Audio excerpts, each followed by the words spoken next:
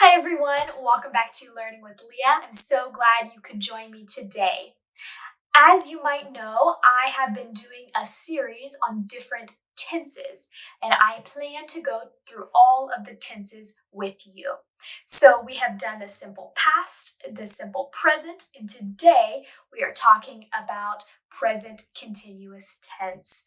So when you first learn English, many times you learn the simple present and the present continuous tense. Normally, when you first learn English at the very beginning level of English, but sometimes I hear English or non-native English speakers mix up when to use simple present and when to use present continuous. So today we're going to talk about when we should be using the present continuous tense. So let's get started.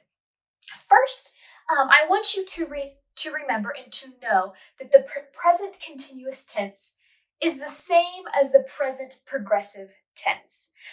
Some people say present continuous, some people say present progressive. They are the same. It is the same tense. All right, so we are going to talk about when. When do we use the present continuous tense? When do we use this? When do we use the simple present tense? So make sure you watch the simple present tense if you aren't quite sure when to use that. So for present continuous, the most obvious reason is for actions that happen now. For example, I am teaching a class, right? So right now, the action is that I am teaching. And another example could be you are learning English or you are watching an English video, for example.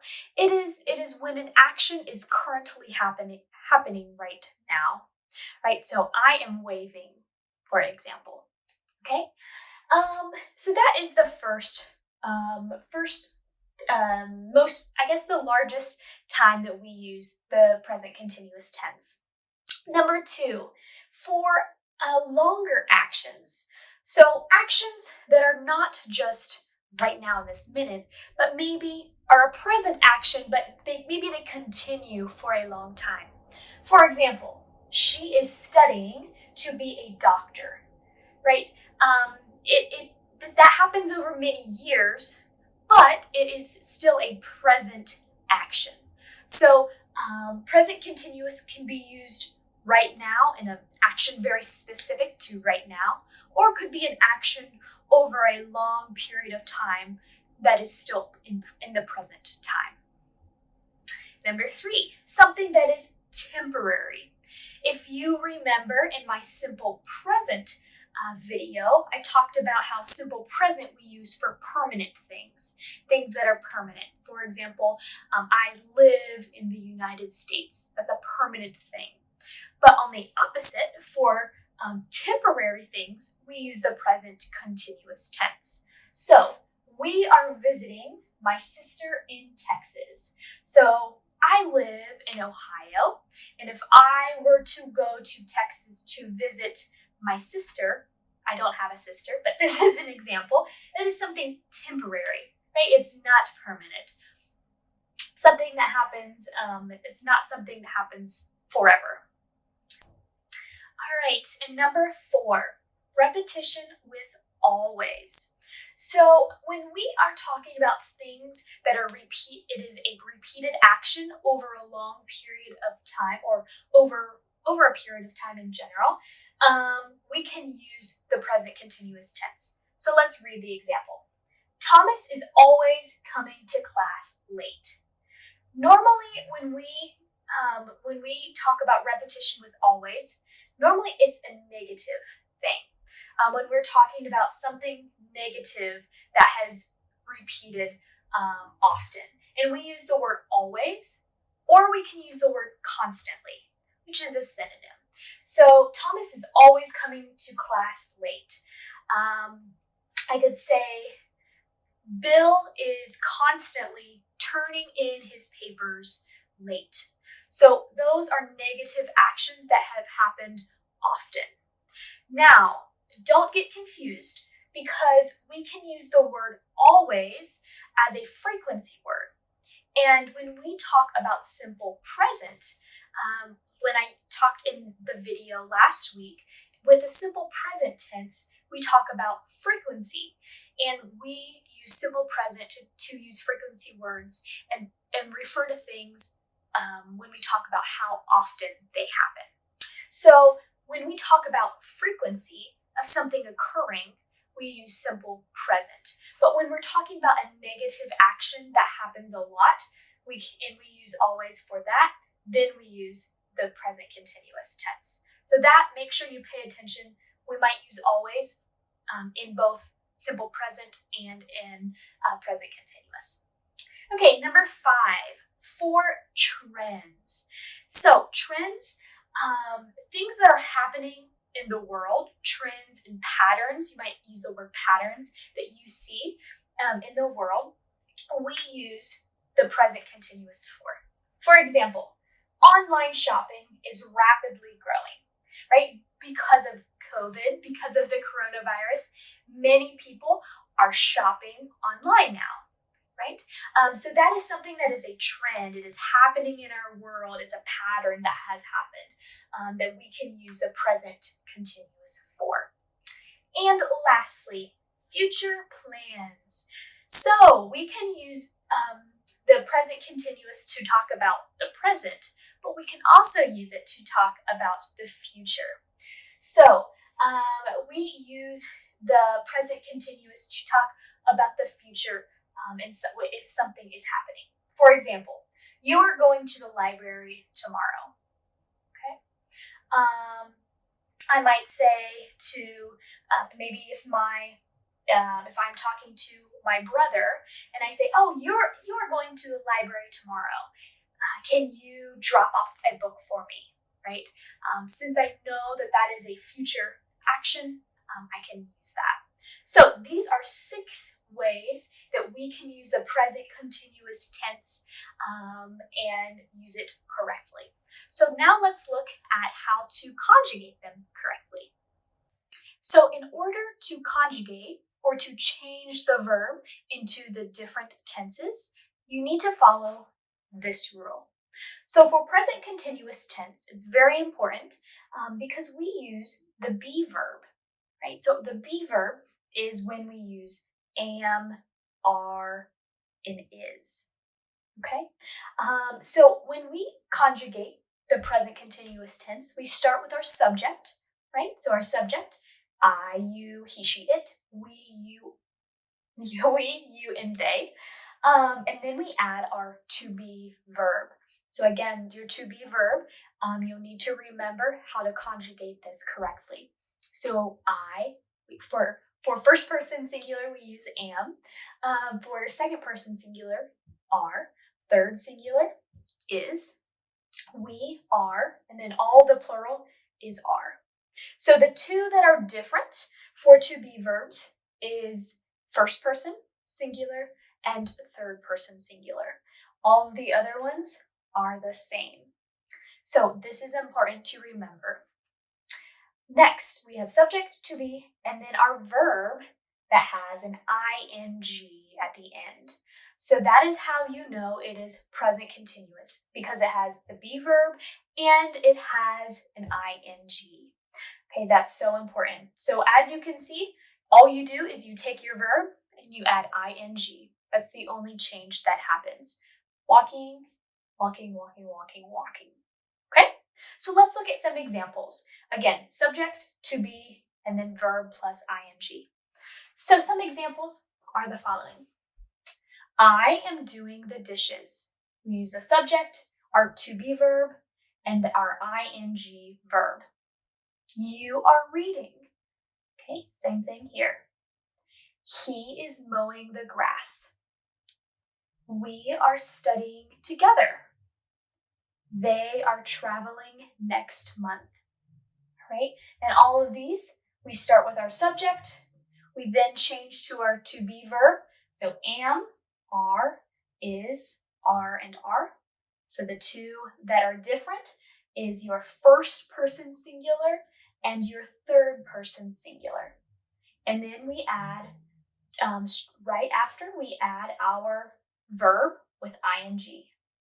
Doing, reading, mowing, studying, and traveling. All right, so this is the most basic. This is the affirmative or positive sentences. So now let's look at negative sentences. So for negative sentences, really there's not much change. The only thing that we need to do is add a negative. And that's really easy in this tense. So you might look here. We start with our subject, our to be verb.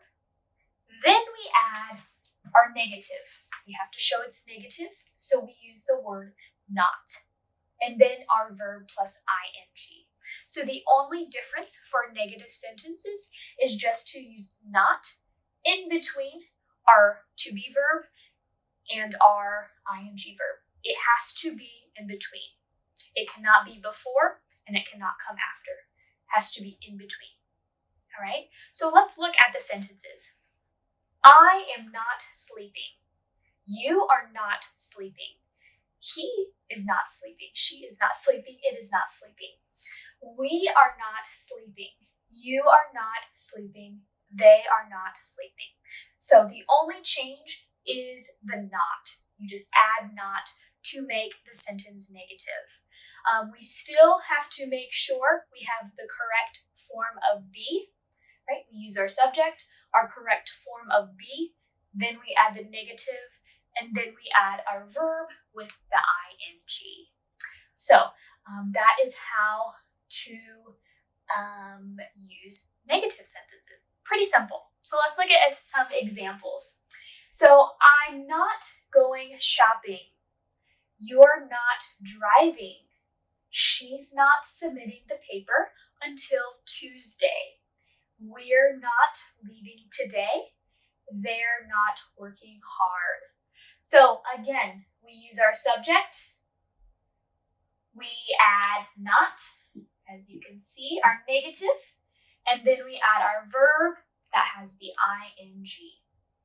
All right, pretty simple. So you may have noticed that I used contractions here. So this is something I want you to know. Many native English speakers use contractions when speaking. It sounds very formal if you do not use contractions. So many times in English, we talk very fast and we use contractions. So all we do here is combine our subject and our to be verb.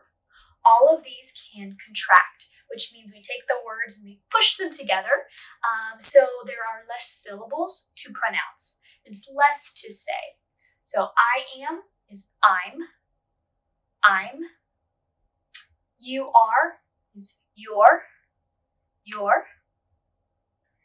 He is he's. She is she's. It is its. We are is we're. Yeah. You are is your, like I said before. They are is their. Okay? So what is important is that we combine these together. Remember, they do sound different. Sometimes I see non-native English speakers pronounce this like I am. That's not correct. Right? If it is a contraction, it is pronounced differently, right? I'm, your, he's, she's, its, we're, your, their. All right? And it's also very important that we have the apostrophe. This is called an apostrophe. We have to have an apostrophe in between. So we know that it is two words together and it is a contraction. All right, so that's just a side note. You don't have to use contractions, but again, many English speakers use them in their written language and in their oral language, especially in oral language. Now, if you are writing a research paper or a paper for college or for an exam, we don't use contractions because it's formal language. So if you're speaking, then use a contraction. If you're writing a formal paper, then do not use a contraction. So that's just a little side note, not really with the present continuous, but for all tenses and all language. All right, next is forming questions. So there are many different ways to form questions, but I'm just going to focus on using to be for our questions. So this is, again, pretty simple. So all we're going to do is you start with to be, then we're going to add our subject, and then we're going to add the verb plus ing. So what is different about this than our normal affirmative or positive sentence? The only thing that changes is the place between to be and the subject. That's the only thing that changes. So in a normal sentence, I would start with the subject. I would say, I am teaching. I am teaching. Now, if I wanted to ask a question, I could say, are you learning? Right? We just change the position. We change the position of subject and the to be verb. So let's look at some examples here. So for first person singular, am I going? Right? Second person singular, are you going? Third person, is she, he, or it going? Are we going? Are you going? Are they going? So again, the only thing is just the switch there, the switch of the subject and the to be verb. So in my past videos on simple present and simple past, I talked about the changing of the position and how we use helping verbs to help us ask questions.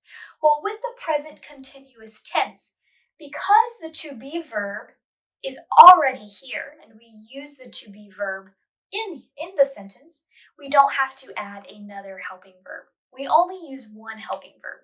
So for these questions, to be acts like our helping verb to help us ask the questions. All right, so you just have to remember to switch the location.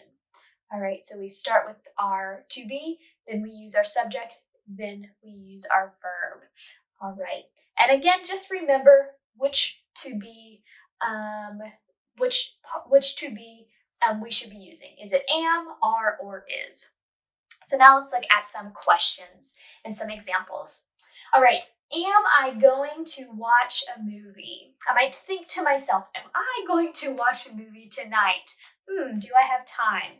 All right, so we start with our to be, our subject, and our verb, right? Are you finishing your homework? Right? You might ask your child or you might ask your sibling, are you finishing your homework? All right, same thing. To be plus your subject plus your verb ing. Is Kathy cooking dinner? Is Kathy cooking dinner? Are we getting ice cream tonight? My favorite. Are we getting ice cream tonight? Are they enjoying the festival? Are they enjoying the festival? All right, good. So it's pretty simple. We're just adding our to be plus our subject plus our verb that is ing form. All right, so in one of my last videos, someone suggested that I put some practice questions up. So I have some practice questions that I hope you can understand, and I want you to comment below with your answer, and I will comment back if you are correct and if you have any mistakes. So I'll give you an example so you can understand what I want you to do. All right, so here is my example. Tie is my subject, no plus, so plus just means an addition. So tie, no, and fish. So tie, I know, is my subject. So that is third person singular, right? Third person singular. Okay. And no is my negative, right? No is negative.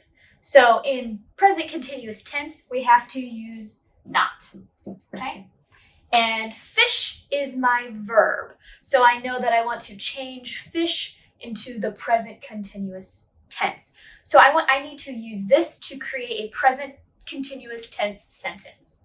So from this, I could say, okay, so there's a negative and there's tie. So remember, we have to start with our subject. So we would say tie, and then we use our to be verb, right? So third person singular is, right? If you said is, you're correct, right? Is your to be verb for third person singular. So tie is, and then we add our negative because it says no, we add our negative between the to be verb and our ing verb. So our negative is not, tie is not, and then our ing verb. So this is our main verb. So we would need to add ing. Tie is not fishing. All right, so tie, no is negative, fish. So we can turn that into a sentence. Tie is not fishing. All right, this is a good sentence. So I hope this isn't confusing for you, but I thought I would give it a shot. So I want you to look here. If you need to pause the video and write these down or take a screenshot of this, we have bill, travel, you, no, shop. It's going to be negative. They drive. This was just an example. Nancy, no, eat.